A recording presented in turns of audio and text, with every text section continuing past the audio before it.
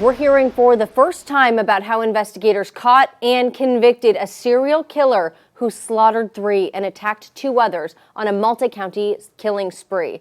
I also spoke with the victim's nephew who shared his family's story. To have that guy do that to my uncle, a veteran, on Veterans Weekend. Sad. Frank Seaver's uncle Homer survived the serial killer attack. Tell me all about your uncle. Tell me a little bit about who he was. He liked to fish a lot, liked to hunt. He was a retired mechanic for BUTTE County. He was a shop foreman. And he liked to restore old vehicles, old pickups. Frank's 88-year-old Aunt Lorene didn't survive. They'd go out and walk every day, in the morning, 2 miles in the morning, 2 miles at night. And my aunt, she never met a stranger. She'd walk up to you today and just tell you a joke. On May 23rd, 2020, Ryan Blinston showed up at the Los Molinos couple's home. He'd just finished some tree trimming work for them and then slashed both their throats. But Homer got away and ran to Frank for help. Here comes my uncle through my back door, covered from blood from head to toe in his underwear. And I said, what the hell happened to you? You fall down again, fall down and hurt yourself? Because he was in the early stages of Alzheimer's. And he says, no, a guy in a mask came in and killed Grant and tried to kill me. Blinston struck again. His victim, another tree trimming customer, 82-year-old Sandra George of Oroville. Just did the tree job at her house and he went back an hour later and killed her. Yeah. It seemed like it began with the elderly, and then from that point on it went to others as well. Next, Blinston killed his friend, Vicki Klein, and torched her car. Fishermen found Klein's body in the Feather River near Belden on June 21st. A week earlier, a Butte County Sheriff's SWAT team tracked Blinston to a very remote road in Brush Creek. Prior to our SWAT team arriving in the middle of the night, Blinston attacked him, right? And he was fighting for his life, right?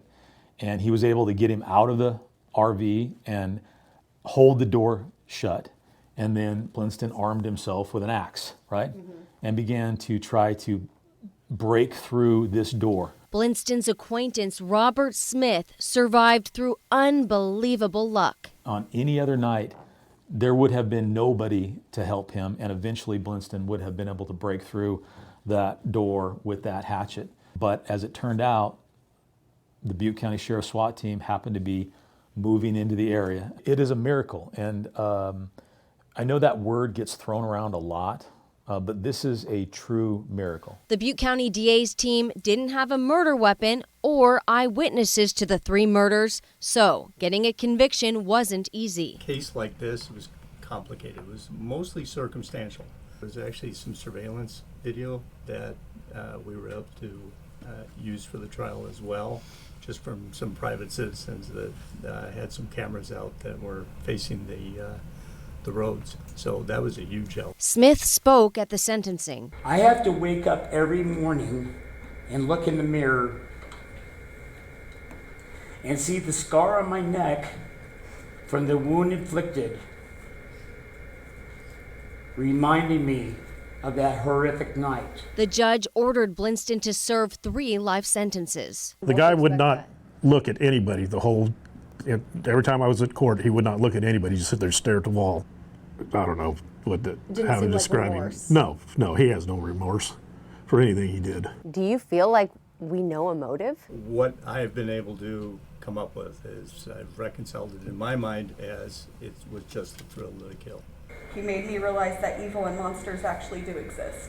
This person is going to be in jail for the rest of their life, and your uncle is not here anymore. Yeah. Do you think that he would feel like at this point justice was served? I don't know, he was a Korean War vet, so maybe not. Homer Seavers died later in 2020 from other medical issues, but his nephew Frank tells me after losing Lorene, he believes Homer really died of a broken heart. Robert Smith died recently from a drug overdose.